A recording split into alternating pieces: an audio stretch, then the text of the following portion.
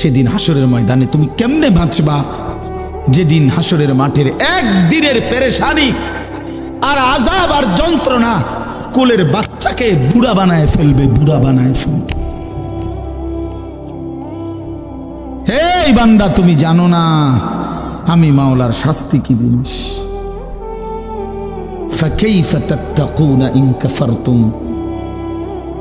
ইয়াওমান ইয়াজআলুল বিলদানা শিবা। একদিনে বাচ্চা বুড়া হয়ে যাবে, কোলের বাচ্চা বুড়া হয়ে যাবে। আল্লাহ বলছে এই পরিমাণ যন্ত্রণা পেরেশান। মানুষ বলে ভাই আমার এই 3 মাসের যন্ত্রণায় কষ্টে আমার চুল সাদা হয়ে গেছে, মানুষ এরকম বলে না। আল্লাহ তাআলা বলে বান্দা তুমি কেমনে নাফরমানি করছো, তুমি বুঝতেছো না বান্দা আমার আযাব কি পরিমাণ ভয়ঙ্কর, শাস্তি বড় ভয়ানক আমার। পুরস্কার যেমন অনেক বড়, শাস্তিও অনেক বড়।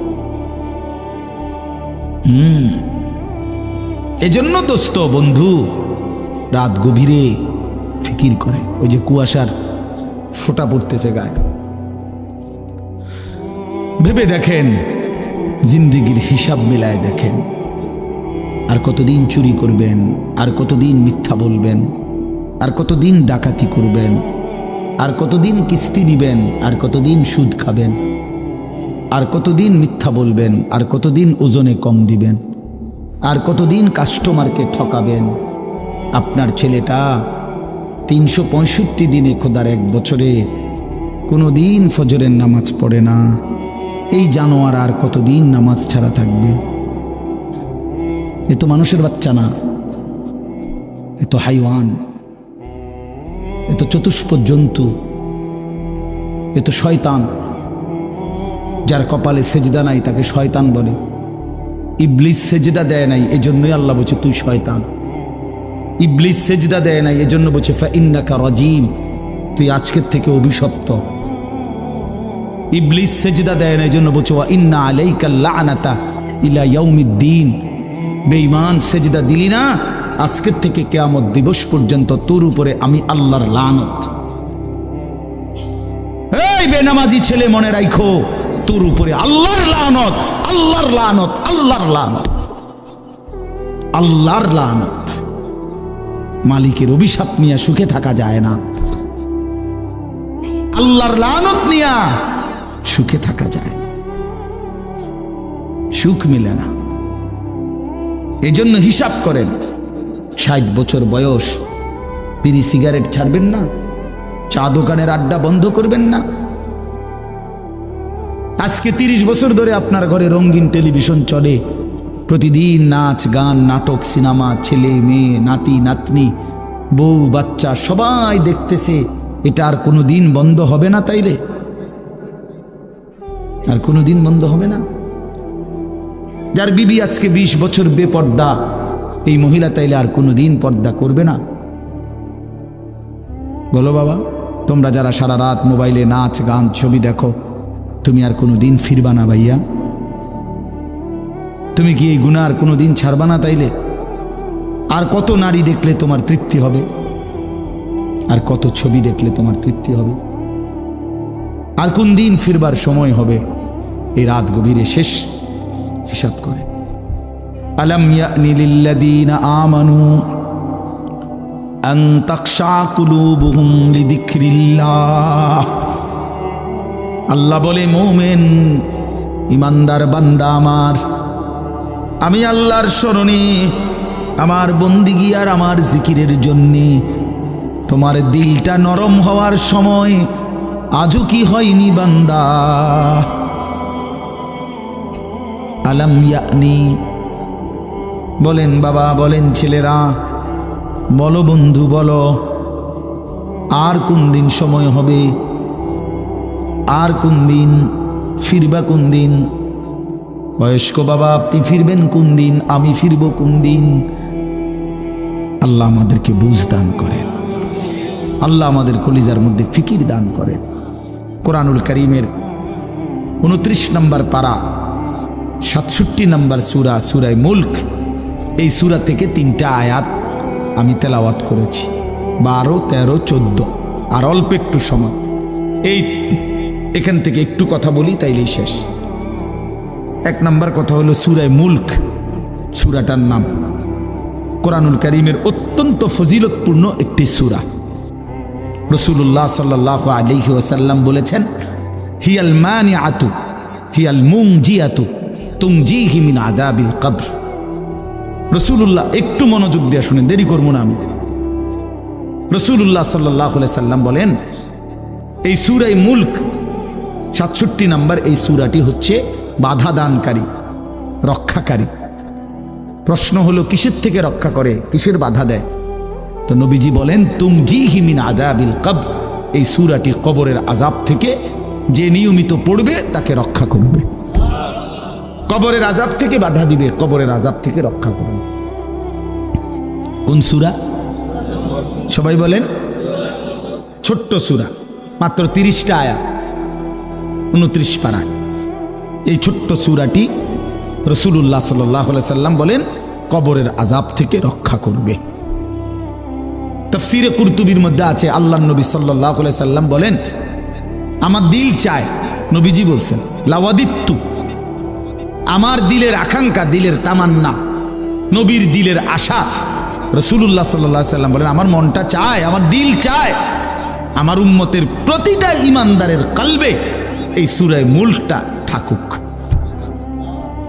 ফি কলবে কুল্লি মুমিন, প্রতিটা মুমিনের দিলের মধ্যে, জবানের মধ্যে এই সূরা মুলক থাকুক। এই জন্য এই সূরা কবরের আযাব থেকে রক্ষা কবচ। যে নিয়মিত পড়বে আল্লাহ তাকে কবরের আযাব থেকে রক্ষা করবে। এখানে আরেকটা প্রাসঙ্গিক বিষয়, কবরের আযাব আমাদের মৃত্যু পরবর্তী হাসরের ময়দানে উঠার আগ পর্যন্ত এই মাঝখানের এই সময়টাকে কবরের জীবন বলে। কারো যদি স্বাভাবিক মৃত্যু হয় অথবা অস্বাভাবিক মৃত্যু হয়, কারো যদি মাটির কবর কপালে জোটে অথবা নাও জোটে, মৃত্যু মানেই আবার হাসরের মাঠে উঠা পর্যন্ত মাঝের এই সময়টাকে কবরের জীবন বলে। কথা বুঝছেন নি? কথা মানে বিষয়টা হলো এই, মনে করেন অনেক অধিকাংশ মানুষের তো স্বাভাবিক মৃত্যু হয়েছে, মাটিতে তারে কবরও দিছে, কিন্তু এমনও তো মানুষ আছে যে বাঘের পেটে ঢুকে গেছে, জীব জন্তু হিংস্র প্রাণী তারে খাইয়া ফেলছে, আগুনে পুইরা জ্বলে ছাই হইয়া গেছে, পানিতে ভাইসা গেছে, এমন হইতে পারে না? তো তার কবর কই? তার তো মাটির দাফন করছে না। কথা বুঝছেন? কিন্তু তার মৃত্যু হয়েছে কিনা? এই মৃত্যু মানেই কবরের জীবন, মৃত্যু মানেই কবরের জিন্দেগি। তাহলে এই জন্য বললাম, আরে স্বাভাবিক হোক অস্বাভাবিক হোক, কবর জুটুক মাটির বা না জুটুক, মানুষের মৃত্যুর পরেই হাসরের ময়দানে উঠা পর্যন্ত এই মাঝের এই টাইমটাকে কবরের জীবন বলা হয়। এই কবরের জীবনে আল্লাহর নবী সাল্লাল্লাহু আলাইহি ওয়াসাল্লামের অসংখ্য হাদিস দ্বারা কিছু বলবে। জি, কবরের এই বিষয়ে আল্লাহ রাসূল সাল্লাল্লাহু আলাইহি সাল্লামের অগণিত হাদিস। কবরের মধ্যে মানুষের এই কবরের জীবনটা, এটা কারো জন্য সুখকর, কারো জন্য কষ্টকর, কারো জন্য এই কবরে সুখ মিলবে, কারো জন্য এই কবরে কষ্ট হবে, আযাব হবে। রাসূলুল্লাহ সাল্লাল্লাহু আলাইহি সাল্লাম বলেন, আমি খুব সংক্ষেপে বলতেছি, 3টা প্রশ্নের জবাব যে কবরে ঠিকমতো দিতে পারবে, আল্লাহ তাআলা পক্ষ থেকে ঘোষণা হবে, সাদাকা আবদি, আমার বান্দা সঠিক উত্তর দিছে। আফরিশুহু মিনাল জান্নাহ ওয়ালবাসুহু মিনাল জান্নাহ ওয়াফতাহু লাহু বাবান ইলাল জান্নাহ, আমার বান্দার জন্য জান্নাতের পোশাক বিছায়া দাও, জান্নাতের পোশাক পরিয়ে দাও, জান্নাতের বিছানা বিছায়া দাও, জান্নাত বরাবর দরজা খুলে দাও। ফেরেশতারা জান্নাতের পোশাক পরিয়ে, জান্নাতের বিছানা বিছিয়ে জান্নাত বরাবর দরজা খুলে দিবে। ওয়ায়ুফসাহু লাহু, এবং তার কবরটাকে প্রশস্ত করে দেওয়া হবে, চারিদিকে 70 গজ, 70 হাত, অথবা আরেক বর্ণনা আছে মাদ্দুল বাসার, চোখের দৃষ্টি যায় যে দূর, এক দূর চতুর্দিকে ইমানদার নেককারের কবরকে প্রশস্ত করে দেওয়া হবে।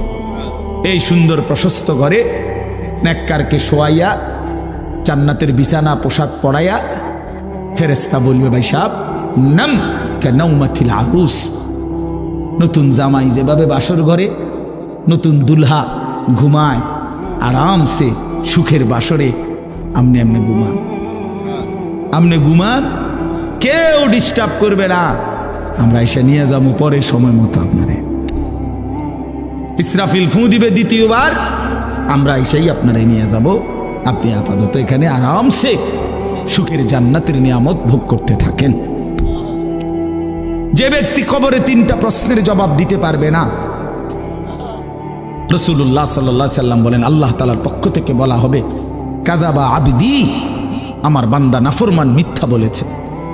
আফরিশুহু মিনান নার ওয়ালবাসুহু মিনান নার ওয়াফতাহু লাহু বাবান ইলান নার, তার জন্য জাহান্নামের বিছানা বিছিয়ে দাও, জাহান্নামের পোশাক পরিয়ে দাও, জাহান্নাম বরাবর দরজা খুলে দাও।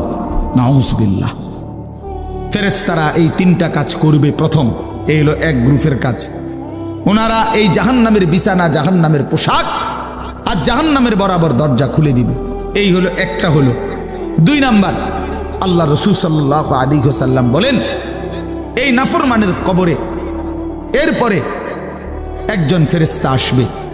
সেই ফেরেশতা এসে ইউদরাবু লাহু বিমিতরাকাতিম মিন হাদিদ, লোহার একটা মুগুর, লোহার একটা হাতুড়ি দিয়ে এই নাফরমানকে একটা আঘাত করবে।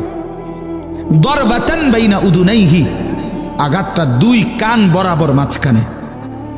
নবীজি বলেন ফায়াসিহু সাইহাতান, বেঈমান তখন কবরে একটা চিৎকার মারবে। ইয়াসমাউহা মান ইয়ালিহি ইল্লা সাকালাইন, মানুষ এবং জিন ব্যতীত আল্লাহর সমস্ত সৃষ্টি নাফরমানের চিৎকারটা শুনতে পাবে। এইভাবে ফেরেশতা তাকে আঘাত করতে থাকবে। এবং হাদিসে আছে আল্লাহ রাসূল বলছেন ওই ফেরেশতার বৈশিষ্ট্য হইল অহুয়া আমা ওয়া আসাম্মু, এই ফেরেশতাটা অন্ধ এবং কানে শুনে না। এই যে আঘাত করতেছে সে কানেও শুনে না, চোখেও দেখে না। তার মানে এই বেঈমান যত চিল্লানি চিল্লাক, ফেরেশতা চোখেও দেখে না, কানেও শুনে না, উনি ওনার ডিউটি পালন করেন। 3 নম্বরে হলো আল্লাহর নবী সাল্লাল্লাহু আলাইহি ওয়াসাল্লাম বলেন কোন নাফরমান পাপীর কবরে ফেরেশতারা রেখে যাওয়ার সাথে সাথেই কবর, ওই যে বললাম ইমানদারের কবর, নেককারের কবর 70 গজ প্রশস্ত করে দেওয়া হয়েছে। আর এই বেঈমানের কবর দুনিয়ার মানুষও যে দূর খুঁড়ছিল কবর বানাইছিল, এর দূরও না, তাকে কবরের মাটি তারে একবার সংকীর্ণ করে ফেলবে, চাপ দিবে। এই চাপে ডান পাশের মাটি বাম দিকে চলে আসবে, বাম দিকের মাটি ডান দিকে চলে আসবে। আল্লাহর নবী সাল্লাল্লাহু আলাইহি ওয়াসাল্লাম বলেন, আহা, নবীজি বলেন এই উদাহরণ দিয়ে বুঝাইছেন, ডান পাশের মাটি যখন বাম দিকে, বাম দিকের মাটি ডান পাশে, তো ডান পাশের হাড্ডি, পাঁজরের হাড্ডি, এই যে সাটনার হাড্ডি নি কয়, এটা কি হাড্ডি কয়, পাঁজরের সাটনার হাড্ডি, এগুলা ভাঙ্গা এই বাম দিকে ঢুকে যাবে, বাম দিকের গুলো ডান দিকে ঢুকে যাবে। রাসূলুল্লাহ বুঝাই দিয়েছেন হাত্তা তাখতালিফা আদলাউহু, এই যে শব্দটা এরকম, এই যে ভাই দেখেন এই 2 আঙ্গুল যেভাবে একটা আরেকটার ভিতরে ঢুকে গেছে, খোদার কসম রাসূল বলছে 2 পাশের হাড্ডি এভাবে একটা আরেকটার ভিতরে ঢুকে যাবে। রাসূলুল্লাহ সাল্লাল্লাহু আলাইহি সাল্লাম বলেন এভাবে নাফরমানের কবরে আযাব হতে থাকবে। প্রিয় বন্ধু আমার, আল্লাহ রাসূল সাল্লাল্লাহু আলাইহি সাল্লামের এরকম অসংখ্য হাদিস দ্বারা প্রমাণিত কবরে আযাব হবে। রাসূলুল্লাহ সাল্লাল্লাহু আলাইহি ওয়াসাল্লামের সাহাবী হযরত বারা ইবনে আযিব রাদিয়াল্লাহু তাআলা আনহু, তিনি বর্ণনা করছেন, আমার কাছে একটা আরবি কিতাব আছে আত-তাযকিরা, ইমাম কুরতুবির কিতাব, আখিরাত সম্পর্কিত, ওইখানে কিতাবের মধ্যে আছে হযরত বারা ইবনে আযিব বলেন আমরা একদিন নবীজির সাথে এক সাহাবীর জানাজা পড়তে গেছিলাম। জানাজা পড়তে গিয়ে নবীজি ওই সাহাবীর কবরের সামনে গিয়া প্রথম দাঁড়াইছেন, খালি কবরটা, তখনও কবর জানাজা পড়ায় নাই। তো তিনি বলেন আল্লাহর নবী কবরের দিকে তাকায়া অঝরে অনেকক্ষণ কাঁদছেন নিজে। হযরত বারা ইবনে আযিব বলেন আমরাও নবীজির সাথে কাঁদতে শুরু করলাম, নবীও কাঁদে, আমরাও কাঁদলাম। কিছুক্ষণ পরে নবীজি কান্না থামাইয়া চোখ মুছতে মুছতে বললেন ইয়া ইখওয়ানি লিমিসলি হাদা ফাআইদু, এই বাক্য, আমার বন্ধুরা, আমার সাথীরা, লিমিসলি হাদা আইদু, এই কবরের জন্য তোমরাও প্রস্তুতি নাও, এই কবরের জন্য তোমরাও রেডি হও। আজ আমার এই সাহাবীকে দাফন করা হবে, এই আজ কিংবা কাল একদিন আমাদেরকে ওই কবরে যেতে হবে, রেডি হও। এভাবে নবীজি কাঁদছেন। হযরত ওসমান রাদিয়াল্লাহু তাআলা আনহু, আপনারা অনেক শুনছেন ওলামাদের বয়ানে, তিনি যখন কবর দেখতেন এই পরিমাণ কাঁদতেন, হাত্তা ইয়াবুল্লা লিহিয়াতাহু, দাড়িগুলো ভিজে যেত। তো ওনাকে জিজ্ঞেস করছে, হযরত আপনি কবর দেখলে এভাবে কাঁদেন কেন? তো তিনি বলতেন, ইন্নাল কবরা আউয়ালু মানাজিলিল আখিরা, কবর আখিরাতের প্রথম ঘাঁটি। ফা ইন নাজা মিনহু ফামা বাদাহু আইসারু মিনহু, যদি কবরের ঘাঁটিতে কেউ বাইচা যায় পরবর্তী সবগুলো তার জন্য সহজ। ওয়া ইন লাম ইয়ানজু মিনহু ফামা বাদাহু আশাদ্দু মিনহু, যদি কবরের ঘাঁটিতে বেঁচে না যায়, আটকায় যায়, পরবর্তী সব ঘাঁটি তার জন্য এর চাইতে কঠিন। এরপরে তিনি বলতেন, ক্বালা ওয়া ক্বালা রাসূলুল্লাহ সাল্লাল্লাহু আলাইহি ওয়াসাল্লাম, হযরত ওসমান তখন নবীজির একটা হাদিস শুনাইতেন, যে শোনো আমি নবীজির হাদিস শুনাইতেছি। আল্লাহর নবী সাল্লাল্লাহু আলাইহি সাল্লাম বলছেন, মা রাআইতু মানজারান কাত্তু ইল্লা ওয়াল কবরু আফজাউ মিনহু। নবীজি বলেন, উম্মত আমি মুহাম্মদ বলতেছি, জীবনে আমি যত আযাবের দৃশ্য দেখেছি, কবরের চাইতে ভয়ানক কোন আযাবের দৃশ্য আমি রাসূল দেখি নাই। মা রাআইতু মানজারান কাত্তু, কখনোই দেখি নাই কবরের চাইতে ভয়ানক কোন দৃশ্য। এজন্য প্রিয় বন্ধু আমার, কবরের আযাব সত্য।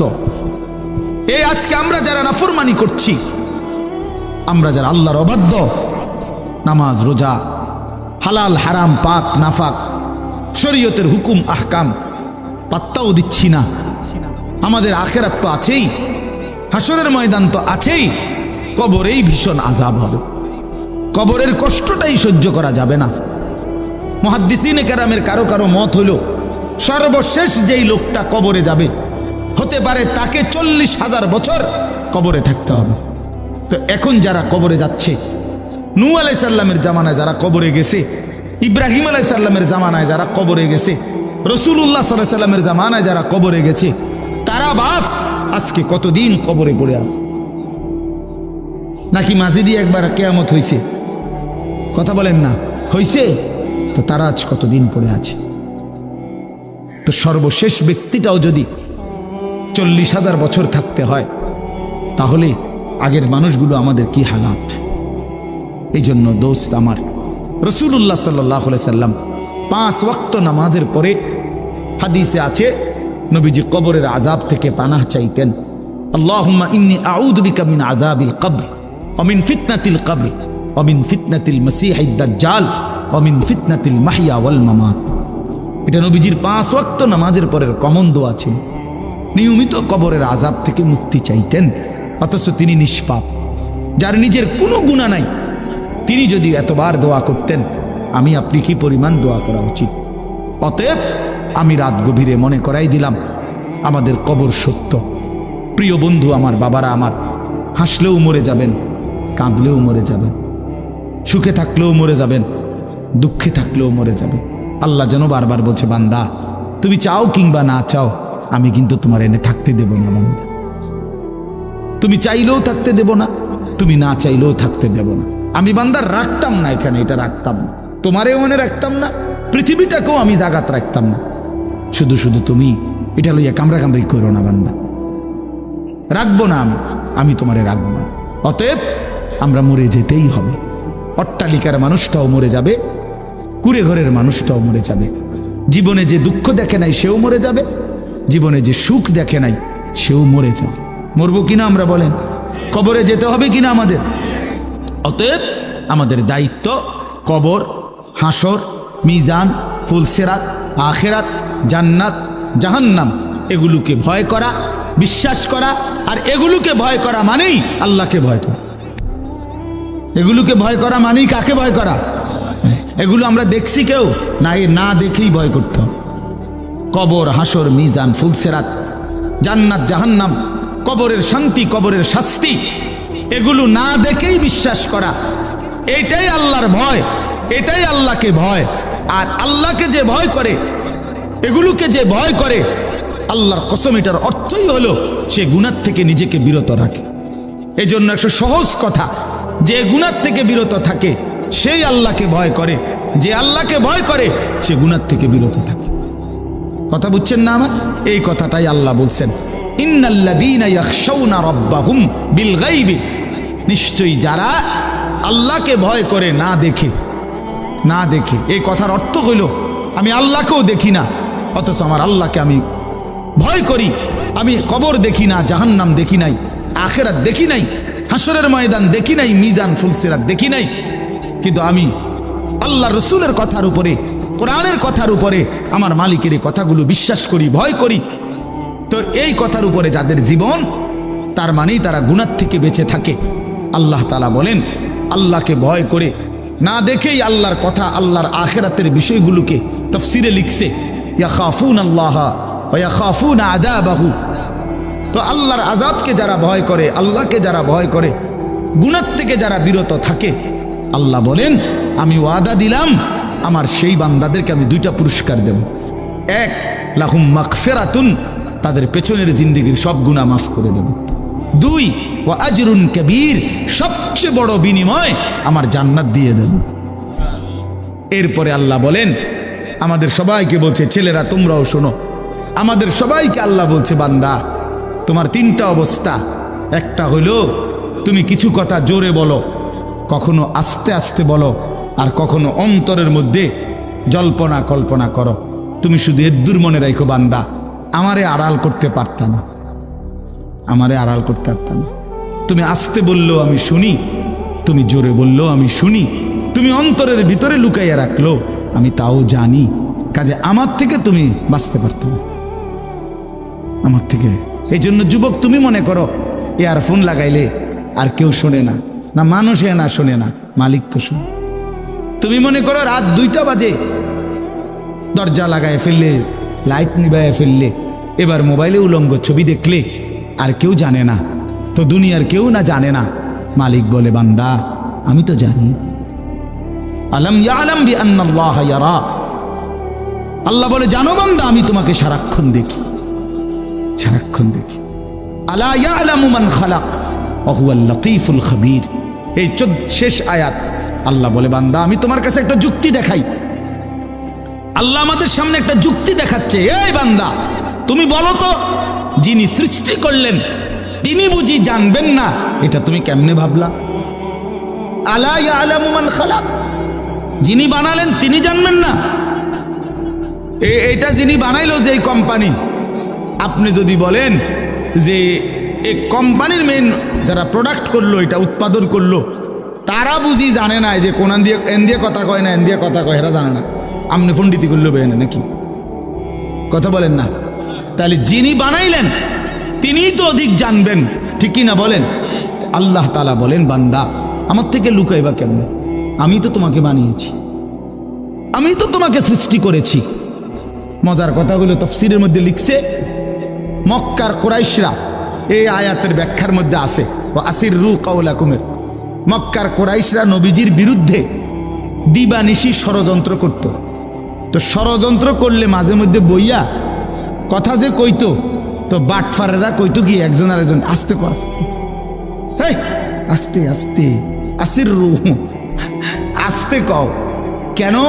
কাইলা ইয়াসমা রাব্বা মুহাম্মদ, যেন মুহাম্মদের খোদা শুনতে না পায়, আস্তে কো বেটা। আচ্ছা তো মুহাম্মদের খোদা শুনলে কি হবে? কয় তাইলে জিব্রাইল রে পাঠাইয়া কইয়া দিবে। এটা আছে তাফসীরে, মুহাম্মদের খোদায় জিব্রাইল পাঠাইয়া মুহাম্মদকে জানায় দিবে, শেষে আমগো পরিকল্পনা সব ভেস্তে যাবে, বাদ যাবে, কাজে আসতে কো। তো আল্লাহ তাআলা তখন বলে, হারে বান্দা, বেকুব কি আর আড়ে বাজারে ওঠে? এ কি কোনো ছোটখাটো বলদ মনে করছেন? আহাম্মক, তুই আল্লাহর ব্যাপারে এই ধারণা কেমনে করলা যে তিনি আসতে বললে শুনবে না? তে আল্লাহ তাআলা বলেন, আসিররু কাওলাকুম, তোমরা যদি আসতে বলো, আবিজহারু বিহি, জোরে বলো, আমি তো সবই শুনতে পাই। ইন্নাহু আলিমুন, তিনি তো সব জানেন, বিদাতিস সুদূর, অন্তরের ভেতরের জল্পনা কল্পনাগুলো সহ। সহ। ফালা ইয়ালামু ইদা বুসিরা মা ফিল কুবুর ওয়া হুসিলা মা ফিস সুদূর। হাসরের ময়দান আল্লাহ খুলে দিবে, সবাইকে উঠাবে, তো আল্লাহ বলে অন্তরের ভিতরের কথাগুলো পর্যন্ত বের করে দিব বান্দা। ইয়াউমা তুবলাস সারাইর, গোপন কথাগুলো, গোপন বিষয়গুলো আমি সব খুলে দেব, সব খুলে দেব। চামড়ার প্রতিটা শিহরণ যুবক বলবে, আমি বললাম, মনে রাখো আমার কথা। এই যে আমাদের চামড়ায় নারী দেখলে, ছবি দেখলে, নর্তকী দেখলে, উলঙ্গ নাচ দেখলে, অশ্লীল দৃশ্য দেখলে শরীরের চামড়ার মধ্যে শিহরণ হয়, শাহওয়াত জাগে। খোদার কসম, হাসরের ময়দানে এই চামড়া বলবে, আল্লাহ শাহিদা আলাইহিম সামউহুম ওয়া আবসারুহুম ওয়া জুলুদুহুম। এই চামড়া বলে দিবে, আল্লাহ বেঈমান আমারে দেখা এই শরীরে এই চামড়া এতবার শিহরিত, অশ্লীলতা, বেহায়াপনা, জিনা, ব্যভিচারের প্রতি এতবার আগ্রহী হয়েছে। শরীরের চামড়াগুলো কথা বলে, মানুষের সমস্ত শাহওয়াত চামড়া, যৌন চাহিদা উপাদান মেন এই চামড়ার মধ্যে। এই জন্য যত ডাক্তার চর্ম ডাক্তার, তত ডাক্তার যৌন রোগের ডাক্তার, চর্ম ও যৌন রোগ বিশেষজ্ঞ। এইটার মূল কারণ এটা, চর্মের সাথে যৌন সম্পর্ক, অর্থাৎ এই শাহওয়াতের গভীর সম্পর্ক। আল্লাহ বলছে শাহিদা আলাইহিম সামউহুম ওয়া আবসারুহুম ওয়া জুলুদুহুম। একটা শব্দ চামড়ার শিহরণগুলো পর্যন্ত ভাইয়া আড়াল করা যাবে না। যাবে কি? চলেন তাইলে, কথা শেষ। আল্লাহ তাআলা বলছে, বান্দা আমি সৃষ্টি করেছি, আমি জানবই। আলা ইয়ালামু মান খালাক, আমার থেকে লুকাইও না, পারবা না।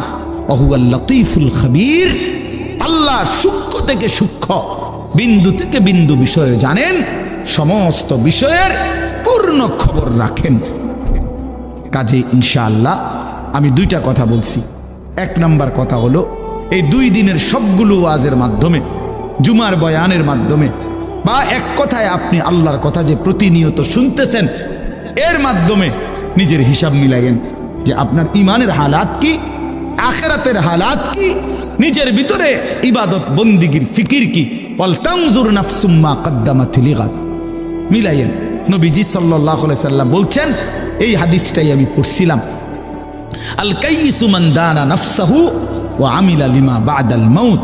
নবীজি বলে, বুদ্ধিমান কাইয়িস, সে বুদ্ধিমান যে নিজের হিসাব রাখে এবং মৃত্যু পরবর্তী জিন্দেগির জন্য আমল করে। তারে কি বলে? কাইয়িস। ওই সৌদি আরব যারা থাকে প্রবাসী, তারা এটা কয়, সৌদি আরবের কোয়াইস। কোয়াইস মানে কাইয়িস, সালা কোয়াইস মানে হলো কাইয়িস, বিচক্ষণ, বুদ্ধিমান, চালাক, যে নিজের হিসাব রাখে, মৃত্যু পরবর্তীর জন্য আমল করে। ওয়াল আজিজু মান আতবা নাফসাহু হাওয়াহা ওয়া তামান্না আলা আল্লাহ। আর আল্লাহ বলে, অপদার্থ, ব্যর্থ, ফালতু, অকর্মণ্য সে যে সর্ব বিষয়ে নিজের মনে যা চায় তাই অনুসরণ করে, আর কথায় কথায় এমনি করে নাফরমানি, ভরসা করে আল্লাহর উপর, মুখে বিড়ি, আল্লাহ ভরসা, টাঙ্গাইয়া ফিটবো, টাঙ্গাইয়া আড্ডি মাড্ডি গুড়া গুড়া করে লাগবে একদম সিটারি। হ্যাঁ, সুদের ব্যবসা, বাটফারির ব্যবসা, সাধুয়ানে বইয়া আপনার বেডির দিকে চাইয়া রয়েছে, নাচ গান নাটকে, টেলিভিশনে, এনে বইয়া আল্লাহ ভরসা। আও মারতো না, যত কয় হুজুর এত না, কইতে লাগলে কি গাড়া কম কয় নিও, যত কয় এত না। তোমার আলগা কেডা বলছে, কোন ইবলিস তোমারে বলছে যে যত কয় তার অর্ধেক? কথা বুঝছেন? অর্থ হইল ভরসা করে এমনি, কিন্তু করে কি গুনাহ। তো এই আল্লাহ তাআলা বলছি, বুঝি বান্দা তুমি 24 ঘন্টা গুনাহ করতে থাকো, আমি ভরসা, এটা আল্লাহ বলছেন না? না, আল্লাহ বলছে তওবা করো, আমি ভরসা। ঠিক কিনা বলেন না? ছেড়ে দিলে ভরসা, আর করবা না, ওয়াদা দিলে ভরসা, লজ্জিত হয়ে মাফ চাইলে আমি ভরসা, আমি মাফ করে দেব। তো ইনশাআল্লাহ আমরা প্রত্যেকেই নিজের ঈমান আমলের জন্য ফিকির করব।